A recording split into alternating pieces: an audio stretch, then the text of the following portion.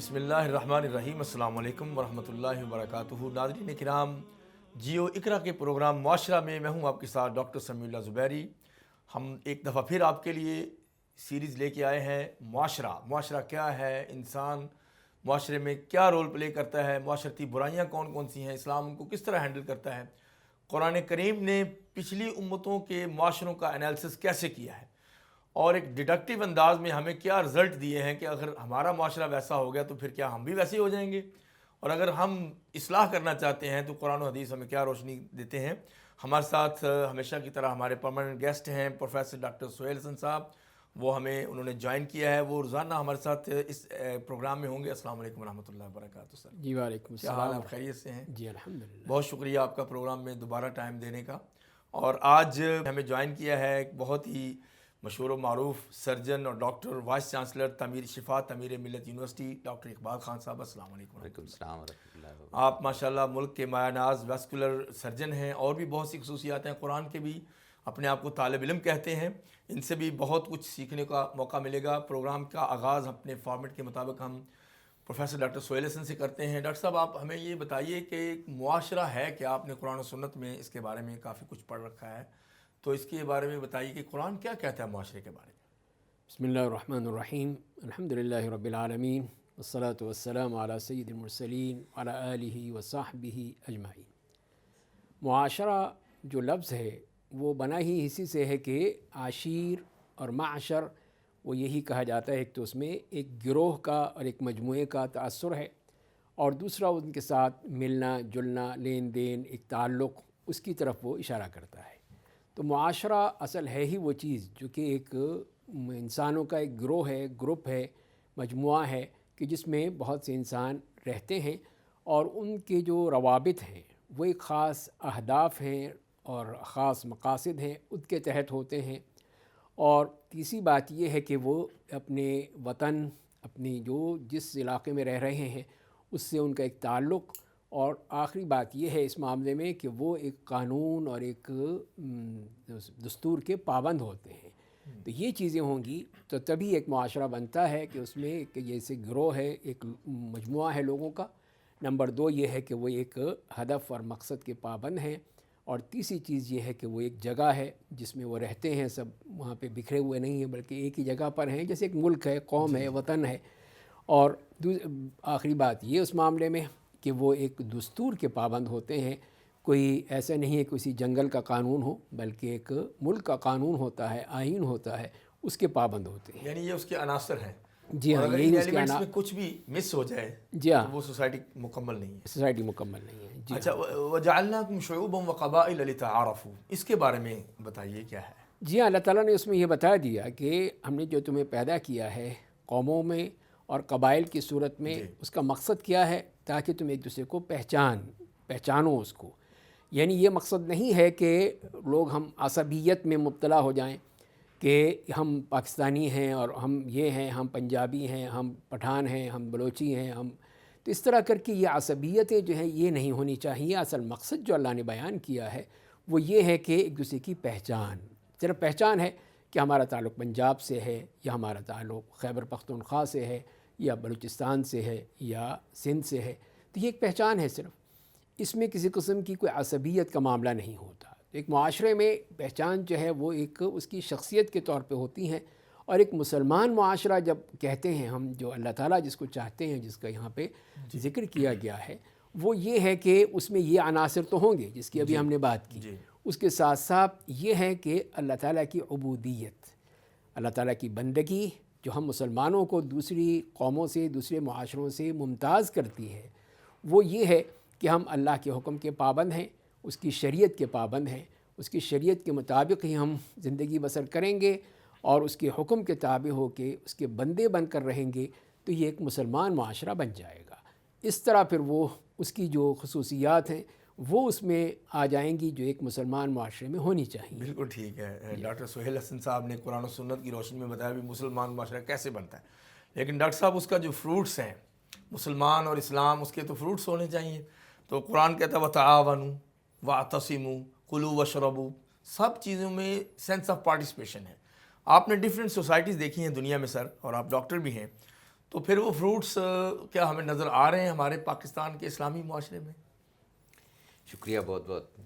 ویسے یہ جو موضوع ہے یہ میرے دل کے بہت قریب ہے، کیونکہ اکثر جب ہم اپنے معاشرے کے اندر موو کرتے ہیں، جب معاشرے کے اندر انٹریکٹ کرتے ہیں لوگوں سے، تو ہمیں یہ محسوس ہوتا ہے کہ جو ہمارے دین نے ہمیں بنیادی چیزیں معاشرے کے اندر رہنے کے لیے، جن کا ڈاکٹر صاحب نے ابھی ذکر فرمایا، وہ بتائی ہیں، ان سے ہم نابلد ہیں. یا تو ہم جانتے ہی نہیں ہیں یا ہم ان کو پریکٹس نہیں کرتے. میں آپ کو ایک چھوٹی سی مثال دیتا ہوں. مساجد میں ہم سارے مسلمان ہیں، نماز پڑھنے جاتے ہیں، اپنے جوتوں کا ڈھیر جو ہے وہ دروازے کے سامنے اکٹھا کر دیتے ہیں اور اپنا پانی جو ہے وہ بکھیر دیتے ہیں. حالانکہ اس کے متعلق ہمارے دین نے تو اس حد تک، ڈاکٹر صاحب میری تصحیح فرمائیں گے کہ اس حد تک بھی اللہ کے نبی صلی اللہ علیہ وسلم نے فرمایا ہے کہ آپ بدبودار چیز، تھوم یا پیاز والی چیز بھی کھا کے مسجد میں نہ آئیں، تاکہ اس سے آپ کے دوسرے جو مسلمان بھائی ہیں اس سے آپ کو اس کے کسی قسم کا جو اس کو تکلیف نہ ہو. اس حد تک آ گیا، بلکہ کیچڑ کی صورت میں نماز گھروں میں پڑھنے کا حکم دیا گیا کہ آپ گھر میں ہی نماز پڑھ لیں. حالانکہ نماز بہت ہی اہم عبادت ہے. حضور اکرم صلی اللہ علیہ وسلم نے فرمایا کہ اگر مجھے بچوں اور عورتوں کا ڈر نہ ہو تو میں جو مسجد میں نماز پڑھنے نہیں آتے میں ان کے گھروں کو آگ لگا دوں. اس حد تک بھی کہا. لیکن مسلمانوں کی تکلیف کو اس سے بھی زیادہ جو ہے وہ، تو معاشرے کے اندر جب ہم رہ رہے ہوتے ہیں تو ہمیں کاروبار کے دوران، اپنی روزمرہ زندگی کے ہر عمل کے دوران، کوئی مزدور ہے یا کوئی بہت بڑا آفیسر ہے، کوئی بیوروکریٹ ہے یا کوئی فوجی ہے یا کوئی ڈاکٹر ہے، انجینئر ہے، جو بھی ہے جس معاشرے کے اندر رہتا ہے، سفر کر رہا ہے، سفر نہیں کر رہا، زندگی کے کسی بھی کام میں کر رہا ہے، اس کو معاشرے کے اندر دوسرے کا خیال رکھنا ہے. اگر ہم اس معاشرے کے اندر دوسرے کا خیال نہیں رکھیں گے اور صرف اپنا خیال رکھیں گے، جس طرح ہماری سڑک کے اوپر ہوتا ہے کہ ٹرین کرتے ہوئے ہم ادھر سے ادھر گھوم جاتے ہیں اور ہمیں گزرنا ہے اور اس میں دوسرے کا خیال نہیں رکھنا، تو یہ ایک جو ہمارے اندر یہ جو چیز پیدا ہو گئی ہے، یہ ایک منظم معاشرے کی نشانی نہیں ہے. دنیا میں جتنے بھی جو ادیان ہیں ان میں سب سے ہمارا خوبصورت دین یہ ہمیں تنظیم کے ساتھ منظم طریقے سے، اور 5 وقت ہمیں تنظیم کا جو ہے نا وہ ہمیں ڈیلی سکھایا جاتا ہے کہ آپ کی ایک تنظیم ہے، آپ ایک نظم کے تحت ایک زندگی گزارتے ہیں. لیکن یہ نظم ٹرانسلیٹ ہو معاشرے کے اندر، ہماری سوسائٹی کے اندر یہی نظم ٹرانسلیٹ ہونی چاہیے. آگے یہ نظم وہاں پہ بھی جانا چاہیے.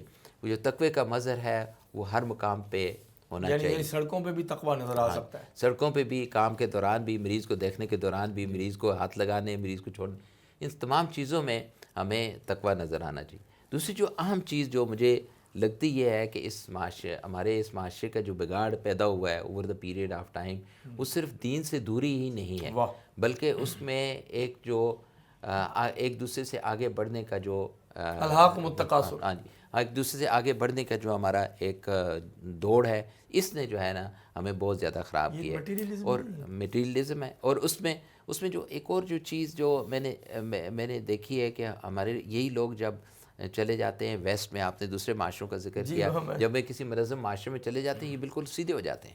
میں نے ریسنٹلی دیکھا ہے وہ پانی کی چھینٹیں بھی نہیں ڈالتے. اور وہی لوگ جب فلائٹ سے ہمارے ایئرپورٹ پہ اترتے ہیں تو ڈس آرگنائزیشن.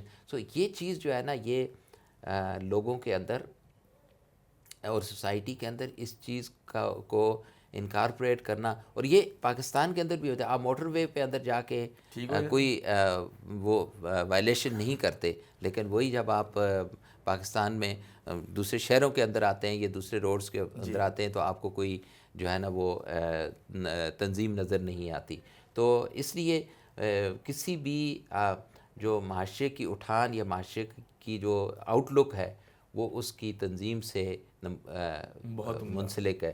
اور اگر ہم معاشرے کے اندر تنظیم نہیں لائیں گے، اور دوسری ڈاکٹر صاحب میری تصحیح فرمائیں گے کہ جو معاشرے کے جو رواج ہیں جو اس کو بھی شریعت مانتی ہے، اس شریعت کی کسٹمز کو بھی شریعت مانتی ہے، اور ہاں جو شریعت سے متصادم نہ ہو. تو اس لیے میرا خیال یہ ہے کہ اگر ہم بیک ٹو اور بیسک پالیسی جائیں تو اللہ کے نبی صلی اللہ علیہ وسلم نے جن چیزوں سے ہمیں منع فرمایا اور جن چیزوں کا کا حکم فرمایا. اور پھر یہ جو ہم جب معاشرہ یہ بھی ہے کہ جب سارے لوگ کوئی مشترکات کو استعمال کر رہے ہوتے ہیں, سڑک کو استعمال کر رہے ہوتے ہیں, اور پرٹیکولرلی انوائرمنٹ کو ہم سارے استعمال کر رہے ہوتے ہیں, اور اس انوائرمنٹ کے اندر جو بگاڑ ہوگا اس سے سارے لوگ سارا معاشرہ متاثر ہوگا. تو ہمارا کوئی عمل ایسا نہیں ہونا چاہیے جس سے چاہے ہماری گاڑی دھواں دے رہی ہو, یا ہم کوئی لکڑیاں جلا رہے ہوں, یا کچھ بھی ہم ایسا کام کر رہے ہوں جس سے انوائرمنٹ خراب ہو, تو یہ بھی معاشرے کے اندر بگاڑ حقوق العباد کے خلاف. جی جزاک اللہ خیر. ڈاکٹر سہیل حسن صاحب, یہ تو مسائل ڈاکٹر صاحب نے بتا دیے, زندہ مسائل, چونکہ وہ سائنس پڑھے ہوئے ہیں, انہوں نے تو بات ایسی کرنی ہے جو انہوں نے خود دیکھی ہے, مشاہدہ ہے. ہم تو نظریات پڑھتے ہیں, اور نظریہ اپنی جگہ پہ قائم ہے اسلام کا, اس کو تو کوئی فرق نہیں پڑتا. سر آپ یہ بتائیے, تو پھر یہ تو نا امیدی کی ایک کیفیت ہمارے وطن میں مدتوں سے پڑی ہوئی ہے, تو پھر کیا جو مذہبی طبقہ ہے اور جو اسکالرز ہیں آپ جیسے اور خطباء ہیں, یہ کیا کر سکتے ہیں اس میں؟ جی ہاں, بہت کچھ کر سکتے ہیں کہ وہ اس طرح اویئرنیس پیدا کریں, آگہی پیدا کریں لوگوں میں, اور لوگوں کو کے اندر جیسے بھی ہو سکتے جو ممکن ہو. جی, تو جو علماء ہیں وہ خطبوں کے ذریعے سے کریں, اساتذہ ہیں اپنے بچوں کی تربیت کے ذریعے سے کریں, خواتین کو اس کے بارے میں اویئرنیس دی جائے, ان کو اس کے بارے میں سمجھایا جائے, ہمارے جو میڈیا ہے وہ اپنا رول ادا کرے. تو اب تو یہ بہت چیزیں آسانی سے ہو گئی ہیں. اور اسی میں ہے جب کہ وہ جو سے میں یہ کہہ سکتا ہوں کہ ہمارے جو معاشرہ ہے اس کے اندر وہ 4 قسم کی اگر خصوصیات پیدا ہو جائیں تو یہ بہترین معاشرہ بن سکتا ہے. پہلی بات تو یہ ہے کہ یہ معاشرہ موحد ہے. موحد سے مراد یہ ہے کہ توحید پر ہے. ہمارے ہاں شرک نہیں ہے, اللہ کے ساتھ کسی اور کو پوجا نہیں کرنی ہے, ماننا نہیں ہے. تو ہماری توحید سب سے بڑی چیز ہے کہ ہم یہ معاشرہ جو ہے وہ توحید کا پابند ہے, اور توحید کے اوپر ہی سارے اس کے مسائل طے ہوتے ہیں. اللہ تعالیٰ سے ایک تعلق قائم ہوتا ہے ہماری عبادات میں, معاملات میں, ہر چیز میں. جب تک کہ وہ چیز نہیں ہوگی اس وقت تک ہم صحیح معنی میں وہ توحید کے علمبردار نہیں بنیں گے. تو اسی کے ذریعے سے تقویٰ پیدا ہوتا ہے, اللہ کا خوف پیدا ہوتا ہے. جیسے ڈاکٹر صاحب نے ذکر کیا ان چیزوں کا, جب اللہ کا خوف ہوگا اور دوسروں کا احساس ہوگا تو پھر ہم کوئی غلطی نہیں کریں گے. جب ہم نہ اللہ کا خوف ہوتا ہے اور نہ دوسروں کا احساس ہوتا ہے کہ دوسرے بھی تو اس وقت موجود ہیں, کوئی آرام کر رہا ہے, ہم رات کو جو ہیں وہ پٹاخے چھوڑ رہے ہیں, ہارن دیتے ہیں کہ میرا دروازہ کھول دو. جی ہاں, اتنا پرانا ایشو ہے سر. جی ہاں بالکل. اس طرح کی چیزیں ہیں. پہ شادی بیاہ پہ جو ہم اس طرح کی حرکتیں کرتے ہیں, لوگ رات کو سو رہے ہیں, آرام کر رہے ہیں, اور ہم وہاں پہ اپنی خوشی میں دوسروں کی نیند کو پامال کر رہے ہیں. تو یہ چیزیں جو ہیں وہ اسی بات سے کہ اللہ کا خوف ہو, لوگوں کا احساس ہو. اور دوسری پہ یہ ہے کہ یہ معاشرہ جو ہے موحد ہے. موحد سے مراد یہ ہے کہ یہ ایک رابطے میں بندھا ہوا ہے, اور وہی ہے کہ وَاعْتَصِمُوا بِاللَّهِ جَمِيعًا وَلَا تَفَرَّقُوا, کہ اللہ کی رسی کو مضبوطی سے پکڑ لو اور آپس میں بکھر مت جاؤ, ٹکڑوں میں نہ ہو جاؤ, فرقوں میں نہ ہو جاؤ, اور الگ الگ گروپس میں نہ ہو جاؤ, بلکہ ایک اللہ کی پابندی کرو, ایک رسول صلی اللہ علیہ وسلم کی سنت پہ عمل کرو, ان کی اتباع کرو. تو یہ تمہارا جو ہے ایک موحد معاشرہ ہوگا. یعنی دوسری ساری برائیاں اس تفرقے سے نکلتی ہیں. جی ہاں, اسی تفرقہ بھی ہوتا ہے. جی بالکل. آپ منتشر الفکر ہو جائیں. یہاں پہ ناظرین وقت ہوا ہے چھوٹی سی بریک کا. پروفیسر ڈاکٹر سہیل حسن صاحب سے بات ہو رہی ہے کہ کریکٹرسٹکس آف اسلامک سوسائٹی, اس پہ بعد میں بات کو جاری رکھیں گے. ہمارے ساتھ ویلکم بیک ناظرین. جیو اقرا کے پروگرام معاشرے میں آپ کو آج معاشرے کا تعارف دے رہا ہوں کہ اسلامی معاشرہ یا کوئی بھی معاشرہ ہے کیا چیز, اور اسلام نے غیر اسلامی معاشروں کا بھی ذکر کیا ہے قرآن نے. تو وہ معاشرہ ہوتا کیا ہے, اگر وہی ٹھیک ہو جائے تو بہت ہی خوبصورت ثمرات ہوتے ہیں. بات ہو رہی تھی ڈاکٹر سہیل حسن صاحب سے, کریکٹرسٹکس آف اسلامک سوسائٹی. تو آپ نے بتایا توحید اس کی بنیاد ہے, اور بھی کچھ خوبیاں ہیں اس معاشرے کی. جی ہاں, پہلی بات تو وہی ہے, توحید کا معاملہ ہے کہ جب تک کہ ہم اللہ تعالیٰ کی وحدانیت پہ ہمیں مکمل اقرار اور اعتراف اور تصدیق نہیں ہوگی, ہم واحد نہیں بن سکتے. تو اسی کے لیے پھر ہم جتنی بھی وہ چیزیں جو توحید کے برخلاف ہیں ان سب کو ختم کرنا ہوگا. یہ ضروری ہے, یہ ضروری ہے, اس کے بغیر تو گزارا نہیں ہے. اور اسی کو جب ظلم عظیم کہا گیا ہے ایک چیز کو, شرک کو خاص طور پہ, جی ہاں, تو پھر ہم کیسے اس کو برداشت کر سکتے ہیں. تو اس چیز کو ہمیں ختم کرنا ہوگا. نمبر 2 یہ ہے کہ جیسے میں نے عرض کیا کہ یہ موحد ہے. موحد سے مراد یہ ہے کہ باقاعدہ ایک رابطے میں بندھا ہوا معاشرہ ہے, کہ جس میں ہر شخص جو ہے دوسرے کا بھائی ہے. المسلم اخو المسلم انما المؤمنون اخوہ. تو یہ جو ہے سب بھائی ہیں. جی ہاں, سب ایک پینل پہ آ گئے. کوئی بڑا, کوئی چھوٹا, کوئی غریب, کوئی فقیر, ایسی بات نہیں ہے, بلکہ بھائی چارہ بنا دیا. تو یہ چیز ایک معاشرے میں جب تک کہ یہ چیز نہیں ہوگی کہ ہم وہاں پہ یہ نہیں سوچیں گے کہ یہ تو اشرافیہ کا آدمی ہے اور یہ بیچارہ غریب آدمی ہے، ایسا نہیں ہے، اسلام اس طرح نہیں دیکھتا۔ تو نبی کریم صلی اللہ علیہ وسلم کی حدیث آتی ہے کہ اگر مجھے کوئی کسی جانور کا ایک پاؤں بھی دے دیتا ہے، کھر بھی دے دیتا ہے اس کا ہدیے کے طور پہ، ہدیے کے طور پہ، یا مجھے اس پہ دعوت پہ بلاتا ہے تو میں آ جاؤں گا۔ کتنا یعنی یہ نہیں کہا کہ نہیں کوئی بہت بڑی دعوت ہو، بہت سارے لوگ ہوں تبھی میں آؤں گا ورنہ میں نہیں، ایسا حالانکہ نہیں۔ ہمارے نبی اسلام کا سوشل سٹیٹس بہت ہائی ہے، بہت ہائی تھا، پھر بھی آپ کتنے ہمبل ہیں۔ جی بالکل انتہائی تواضع کے ساتھ۔ تو یہ چیز ہے۔ اور پھر تیسری بات یہی ہے کہ یہ معاشرہ جو ہے وہ ایک تعاون والا معاشرہ ہے، اس میں ایک دوسرے سے تعاون ہے۔ ہمیں یہی کہا ہے کہ وتعاونوا البر والتقوى ولا تعاونوا علی الاثم والعدوان، اور اس کی تعاون کی بہترین شکل آپ دیکھیے کہ جب کہ مسلمان یا صحابہ کرام جب مکے سے مدینہ گئے ہیں ماشاءاللہ، تو مدینہ جا کر پھر آپ وہاں پہ کسی کے اوپر بوجھ نہیں بن گئے، بلکہ انہوں نے خودداری کا اپنا ایک احساس دلایا۔ اور جبکہ عبد الرحمن ابن عوف جیسے کہتے ہیں کہ وہ انصاری صحابی جن کے بھائی بنے تھے، انہوں نے یہ کہا کہ میرا کاروبار ہے، میری تجارت ہے، آدھا تم لے لو آدھا میں لے لوں۔ ہاں آدھا دینے کو تیار تھے۔ میری 2 بیویاں ہیں، ایک بیوی کو میں طلاق دیتا ہوں، تم اس سے شادی کر لو۔ یہاں تک اتنا بڑا ایثار اور قربانی جس کا قرآن کریم نے ذکر کیا ان کی اسی خصوصیت کا، تو اس سے بڑھ کر کیا ہو سکتا ہے؟ مگر وہ ان پہ بوجھ پھر بھی نہیں بنے۔ نہیں، انہوں نے صرف یہی کہا کہ دلونی علی السوق، مجھے بازار کا راستہ بتا دو، منڈی کہاں ہے مدینے کی وہ مجھے بتا دو، بس میں اپنا کام کر لوں گا۔ اس کا مطلب اہل مذہب کو بھی تجارت پہ توجہ دینی چاہیے۔ جی جی بالکل۔ تو وہی نہ تجارت کی، کاروبار کیا۔ کچھ ہی دنوں کے بعد رسول اللہ نے دیکھا کہ ان کے جسم کپڑوں پر کچھ وہ زعفران لگا، زعفران یا کچھ خوشی کا وہ موقع۔ رنگین، تو یہ کیا ہے؟ کہا یا رسول اللہ میں نے ایک انصاری خاتون سے شادی کی ہے۔ تو یہ دیکھیے کہ کس طرح ایک وہ تعاون کی بہترین شکل۔ اور چوتھی چیز وہی جیسے ابھی ڈاکٹر صاحب نے بھی ذکر کیا کہ وہ یہ ایک معاشرہ جو ہے بالکل پاک صاف معاشرہ ہے، کہ اس میں جہاں مسجد میں ہمیں کہا گیا کہ کوئی لہسن تھوم اس قسم کی چیز کھا کے مت آؤ، سگریٹ پی کے مت آؤ، اس چیز سے منع کر تکلیف ہوتی ہے، تکلیف ہوتی ہے نا، اس سے دوسرے اور فرشتوں کو تکلیف ہوتی ہے، جس چیز سے انسانوں کو ہوتی ہے اسی سے فرشتوں کو تکلیف ہوتی ہے۔ تو یہ ہے کہ ہماری یہ صفائی جو ہے پھر ہر جگہ پہ نظر آنی چاہیے، ہمارے گھروں میں بھی، راستوں میں بھی، روڈز پہ بھی، ہائی ویز پہ بھی، جہاں پہ بھی ہم صفائی کا خیال رکھیں۔ اس کا جو اصل جو تربیت ہے وہ گھر سے ہوتی ہے۔ گھر میں آپ اپنے بچے کو تربیت دیں گے کہ کوئی بھی چیز ہے وہ تم نے ڈسٹ بن میں ڈالنی ہے، ایسے نہیں پھینک دیں۔ اہم بات ہے۔ تو وہ بچہ جو ہے اسی سے ٹریننگ حاصل کرے گا، یہی تربیت جو ہے اس کو ہر جگہ پہ یہی روشنی دے جبکہ گی۔ ماں باپ کے پاس ٹائم نہیں ہے۔ جی ہاں بالکل۔ جی thank you very much doctor صاحب۔ ڈاکٹر اقبال خان صاحب، آپ ڈاکٹر ہیں، سرجن ہیں، ورلڈ وائڈ ماشاءاللہ آپ نے آپریشن بھی کیے ہوئے ہیں۔ چلیں سیدھا اسی پہ آ جاتے ہیں کہ معاشرے کے تعارف میں اب تو میڈیکل سائنس بڑی امپورٹنٹ ہو گئی ہے۔ آپ کا جو واسٹ ایکسپیرینس ہے پیشنٹ دیکھنے کا اور ڈاکٹرز کو دیکھنے کا، کیونکہ آپ ان کو بھی ہیڈ کرتے ہیں، اس میں ہمارے معاشرے میں کون سے کانفلکٹس پائے جاتے ہیں؟ شکریہ۔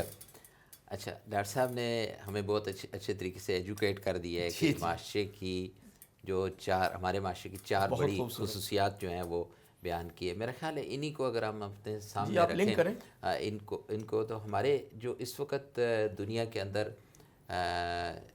جتنے بھی فسادات پیدا ہوئے ہیں یا جتنے بھی جو ڈس انٹیگریشن پیدا ہوئی ہے، جو معاشرے کے اندر جو غیر تنظیم یا جس کو غیر منظم معاشرہ ہوا ہے، اس کی بڑی وجوہات ان 4 چیزوں سے روگردانی ہے۔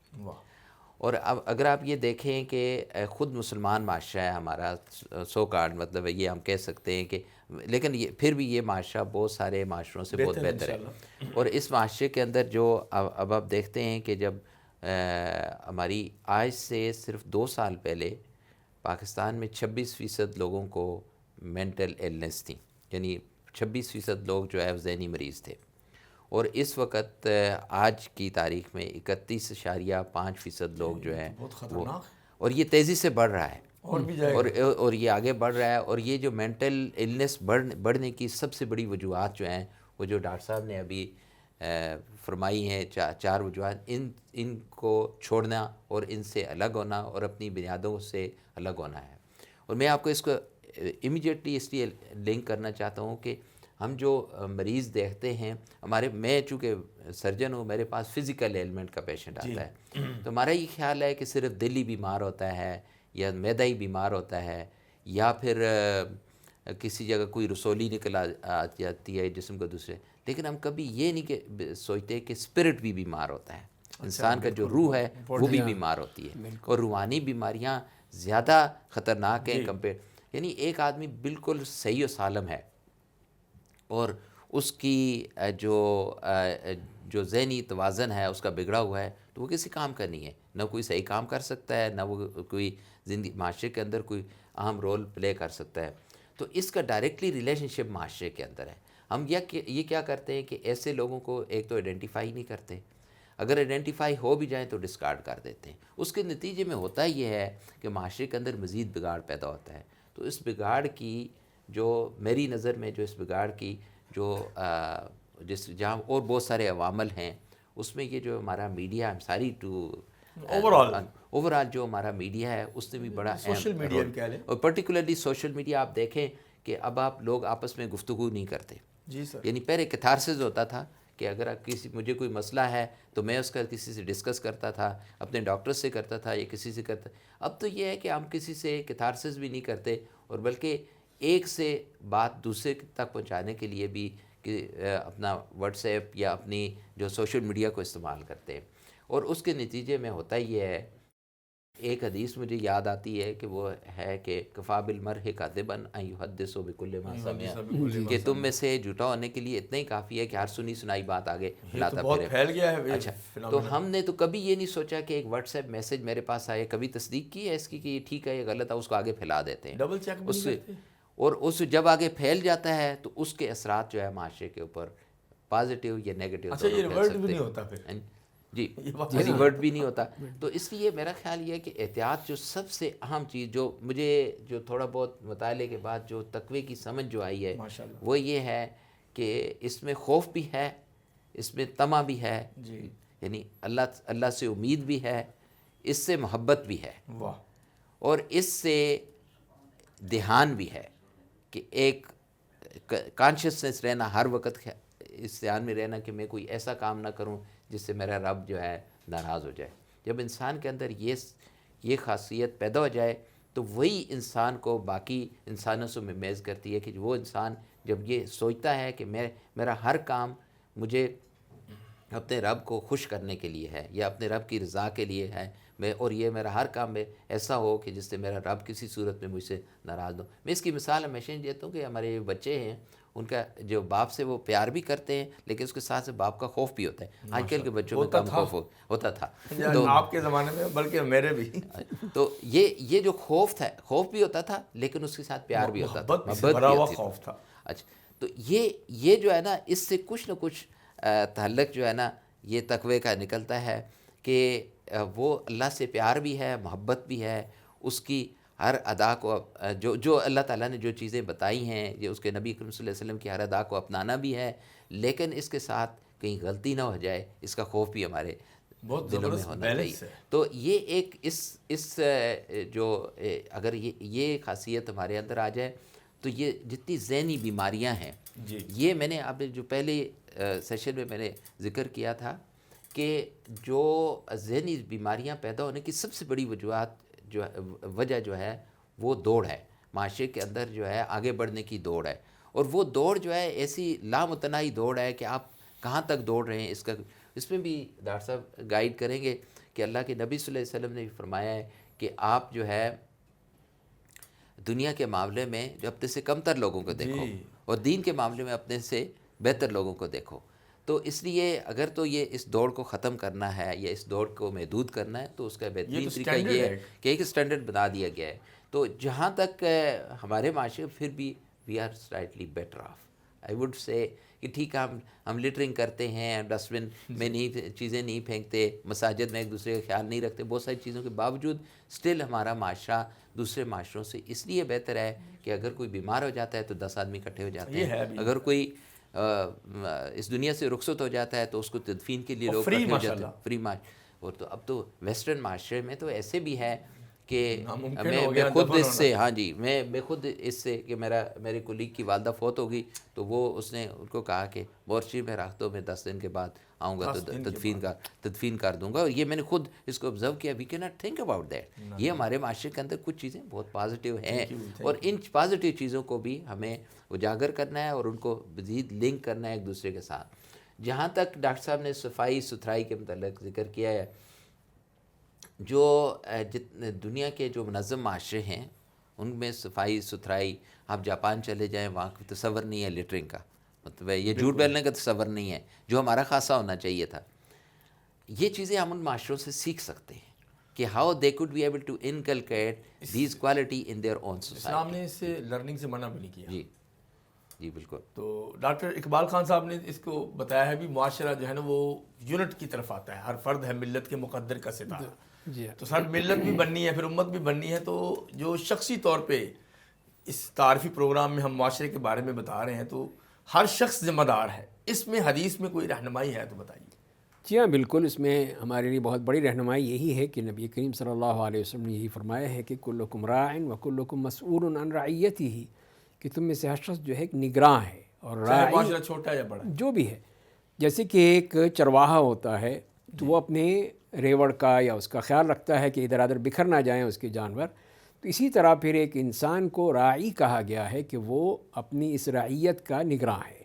جیسے فرمائیں کہ کوئی بھی شخص ہے تو وہ اپنے گھر والوں کا راعی ہے، ایک عورت ہے وہ اپنے شوہر کے گھر کی راعیہ ہے اور وہ اس کی ذمہ دار ہے، ایک حکومت کا مملکت کا سربراہ ہے وہ اپنی ساری رعیت کا نگراں ہے اور اس سے اس کی رعیت کے بارے میں پوچھا جائے گا. وَكُلُّكُمْ مَسْئُولٌ عَنْ رَعِيَّتِهِ، جیسے آخر میں فرمایا آپ نے اسی حدیث میں کہ ہر شخص اپنی رعیت کے بارے میں اس سے سوال ہوگا. تو اس کا مطلب یہ ہے کہ ہمارا معاشرہ میں کوئی ایسا وہ نہیں ہے کہ اس میں کوئی سوال جواب نہیں ہے، کوئی پوچھ نہیں ہے، کوئی کسی قسم کی وہ نگرانی نہیں ہے، بلکہ یہ معاشرہ پورا ایک پابند ہے. ہر شخص اپنی جگہ پابند ہے. شوہر ہے تو وہ، بیوی ہے تو وہ، اور ایک حکمران ہے تو وہ، ایک ٹیچر ہے، ایک استاد ہے، ایک ڈاکٹر ہے، جو بھی جس جگہ پہ وہ بیٹھا ہوا ہے وہ اپنی ساری رعایا کا ذمہ دار ہے. اللہ کے ہاں اس سے پوچھا جائے گا کہ اس نے اپنی رعیت کے ساتھ کیسا سلوک. ہر جگہ وہ اپنی اصلاح کریں تو معاشرہ اچھا بن سکتا ہے. ابھی اسی سے بات ناظرین شروع کریں گے. یہاں وقت ہوا ایک چھوٹی سی بریک کا، ہمارے ساتھ رہیے گا. بریک کے بعد ڈاکٹر سہیل حسن صاحب سے گفتگو کریں گے کہ کس طرح ہر شخص معاشرے کو تعمیر کرنے میں اپنا حصہ ڈالتا ہے. ہمارے ساتھ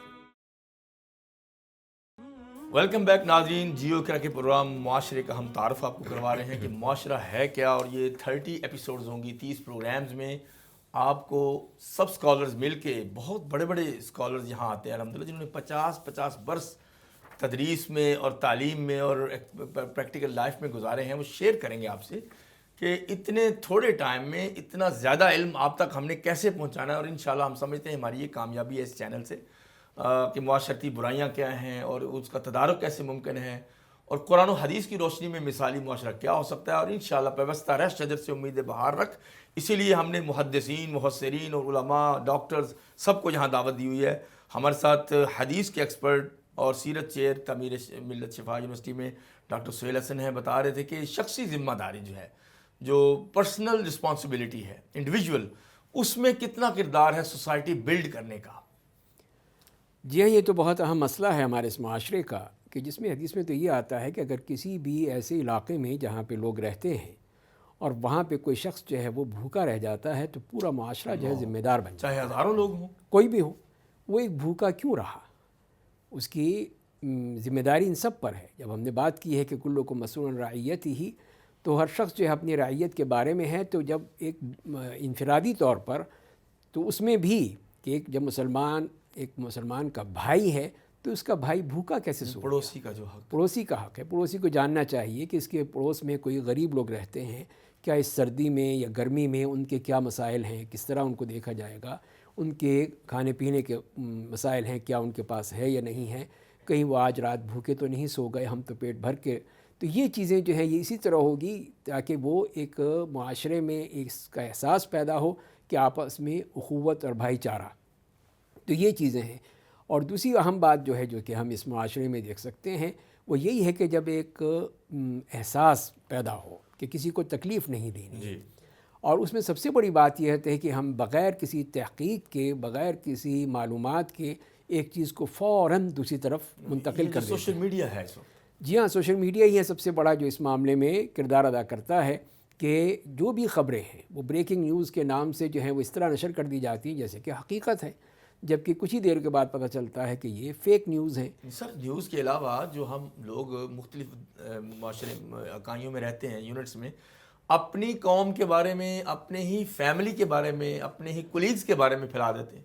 جی ہاں بالکل اس میں تو کوئی میڈیا چینل نہیں کہتا کہ یہ کام کرو آپ. بالکل صحیح کہا آپ نے. تو یہی ہے کہ جب کہ ہمیں ہمارا دین، ہمارا قرآن یہ کہتا ہے کہ ان جاءکم فاسق بنبأ فتبینوا، کوئی بھی شخص جو ہے، فاسق کا نام دیا ہے اس کو کہ ایسے ہی شخص وہ ایسی بات کر سکتا ہے کہ جو کہ بغیر سوچے سمجھے، بغیر اس کی تحقیق کیے ہوئے آگے پھیلا دیتا ہے.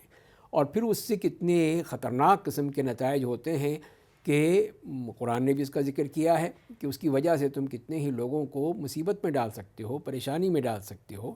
تو ان چیزوں کا بھی پھر ہم نے خیال رکھنا ہے کہ یہ جو چیز ہمیں اللہ نے دی ہے سوشل میڈیا کی صورت میں، اس کے دونوں پہلو ہیں. یہ دو دھاری تلوار ہے کہ جس کے ذریعے سے ہم کسی کو مار بھی سکتے ہیں اور کسی کو زندہ بھی کر سکتے ہیں. لیکن شر تیزی سے پھیلتا ہے. جی ہاں، وہ یہ ہے کہ شر تو بہت تیزی سے پھیلتا ہے، لیکن خیر بھی تو پھیلا سکتے ہیں. جی. تو یہی ہے جب خیر کا ایک ذریعہ ہے، اسی چینل کے ذریعے سے ہم ایک خیر کی بات کر رہے ہیں، لوگوں تک پہنچا رہے ہیں، تو یہ بھی تو اسی کا حصہ ہے، اسی میڈیا کا حصہ ہے. تو یہ ہے کہ ہم اس کو اس لحاظ سے دیکھیں کہ جس کے ذریعے سے ہم اس سے کچھ فائدہ اٹھا سکیں، لوگوں کو بتا سکیں، لوگوں کو آگہی دے سکیں. سر دنیا میں لوگ فائدہ اٹھا بھی رہے ہیں، سائنٹسٹ، اسکالرز اسی میڈیا کو یوز کر رہے ہیں. جی بالکل. اور آپ تو سر سنا ہے آن لائن آپریشن بھی ہو جاتے ہیں. تو آپ آئیڈیل معاشرے کے بارے میں آپ سے کویسچن ہے ڈاکٹر اقبال خان صاحب، وائس چانسلر تھا شفات امیر ملت یونیورسٹی اسلام آباد میں. سر آئیڈیل سوسائٹی جو ہے نا، آپ نے دین بھی پڑھا ہے اور دنیا بہت دیکھی ہے، تو آئیڈیلزم کی بات ہو رہی ہے. دیکھیے جی، آئیڈیل سوسائٹی تو میں ہمیشہ کہتا ہوں بیک ٹو بیسک. ہماری جو وہ آئیڈیل سوسائٹی تو وہی ہے. لیکن اس میں ایک جو سب سے اہم بات یہ ہے کہ ہمارے علماء کرام اور آج کل کے جو ہماری طرح کے جو بابو ہیں، جو یونیورسٹیوں کے پڑھے ہوئے لوگ ہیں، یہ دونوں یعنی دین کو اور یہ جو عصری علوم ہے ان کو یکجا کیا جائے. تھوڑا ایک قریب آ جائیں. ہاں جی، قریب نہیں، یکجا ہی ہوگا، ایک ہی ہوگا. یہ ایک یونیفائڈ علم ایک ہی ہے. علم جو ہے وہ جو اللہ کے نبی صلی اللہ علیہ وسلم نے پناہ مانگی ہے اس علم سے جس سے لوگوں کو نفع نہ ہو. سبحان اللہ. یعنی اس علم جس سے نفع نہ دینے والا علم ہو. تو اس لیے اس چیز کی بہت ضرورت ہے کہ معاشرے کے اندر. دیکھیں میں آپ کو اپنا بتاتا ہوں، جب میں چھوٹا تھا تو ہمیں قرآن پاک پڑھانے کے لیے مولوی صاحب تھے، اور جو اسکول جانے کے لیے ایک ٹیچرس تھیں. وہ ڈائیکاٹمی میرے دماغ کے اندر وہاں سے وہ مطلب ایک طرح سے انکلکیٹ کر دی کہ یہ چیز ڈفرینٹ ہے اور یہ چیز ڈفرینٹ ہے. اگر اس چیز کو کسی صورت میں ہمارا جو، میں سمجھتا ہوں کہ اگر ہمارا استاد ٹھیک ہو جائے اور ہمارے علماء اپنا کردار ادا کرنا شروع کر دیں تو معاشرہ ہمارا بالکل ٹھیک ہو جائے گا. یہ استاد پھر غصہ کر دیں گے اس بات. نہیں، استاد غصہ نہ کریں. استاد اپنی جو ان کے استاد کی جو حیثیت ہے اس کو، استاد کی حیثیت اسی وقت معاشرے کے اندر مانی جائے گی جب وہ اپنی حیثیت کو خود پہچانے گا. وہ کہتا ہے میرا سوسائٹی میں کوئی نہیں ہے. میں خود استاد ہوں نا. جی. تو ڈاکٹر صاحب بھی ماشاءاللہ سے یہ جی. اگر استاد ٹھیک ہو جائے ماشاءاللہ تو اسکولوں کے اندر سے، مدرسوں کے اندر سے اور جو یونیورسٹیز سے جو لوگ نکلیں گے وہ اس معاشرے کا ایک بہترین اور اہم کارندے ہوں گے. اور وہ پھر معاشرے کو وتعاونوا علی البر والتقوی ولا تعاونوا علی الاثم والعدوان کے کا مصداق ہوں گے. لیکن اگر یہ دو چیزوں کے اوپر اگر ہم کنسنٹریٹ کر دیں کہ ہمارے جو ایک علماء اپنا کردار ادا کرنا شروع کر دیں جو ان کا اصل کردار ہے، اور وہ اس معاشرے کی جو ضروریات ہیں ان کو بھی سمجھے. اب میں آپ کو چھوٹی سی مثال دیتا ہوں کہ اگر آپ کسی ایک عالم دین سے یہ پوچھیں کہ میں نے جو سٹاک سے مجھے آمدنی آتی ہے اس کے اوپر زکوٰۃ کیسے دینی ہے، تو وہ میرے اس سوال کے سارے علماء جواب نہیں دے سکتے الا ماشاء اللہ کچھ جن کو جدید مسئلے. یہ اس طرح کے بے شمار مسائل ہیں کہ میرے والد کو وینٹیلیٹر پہ ہے، از اے برین ڈیڈ، تو اب میں ہٹاؤں یا نہ ہٹاؤں، اس طرح کے بے شمار. رائے اس میں دیکھیں رائے دی بھی ہوئی ہے. میں تو سمجھتا ہوں کہ جی میری دانست میں، ناقص دانست میں، جو کسی انسان کو وینٹیلیٹر پہ چڑھانا جو ہے یہ کوئی دینی ذمہ داری نہیں ہے. ہاں جی، شرعی ضرورت نہیں، یہ کوئی شرعی ضرورت نہیں ہے. میں نے جتنی اسٹڈی کی ہے حالانکہ آپ کا یہ ڈسپلن ہے کہ لیکن اس کو اتارنا جو ہے جب آپ چڑھا دیتے ہیں تو اس کو اتارنے کے متعلق پھر بہت سارے بٹس آ جاتے ہیں. اس پہ پھر کسی وقت انشاءاللہ تفصیل سے بات کریں گے. لیکن میری گزارش یہ ہے کہ اگر ہمارے معاشرے کے اندر یہ دو طبقے جو ہیں جن کے پاس سجایا سٹیج موجود ہوتا ہے، ان کو کوئی جلسہ عام بلانے کی ضرورت نہیں ہے، نہ ہمارے علماء کو نہ استاد کو. استاد کے پاس بھی ایک گروپ آف پیپل آتے ہیں اور وہ اپنے بچوں جو ان کو ایک بنی بنائی ایک جلسہ مل جاتا ہے، ان کی رائٹس تربیت کر کے، اور علماء ہمارے اپنا کردار ادا کر کے اس معاشرے کے اندر بہترین جو ہے وہ ایک تبدیلی لا سکتے ہیں. دوسری جو ایک اہم چیز ہے وہ ہے اوورآل معاشرے کے اندر ایک خیر کا عنصر جو ہے وہ اس کو عام کرنا. اب خیر کا عنصر عام کرنے کے لیے بھی ہم ہر چیز پولیٹیشین اور ہر دوسرے کے اوپر ڈال دیتے ہیں. سب سے پہلے میں خود اپنا تجزیہ کروں کہ میں خود کیا ہوں اور میں خود کیا کر سکتا ہوں.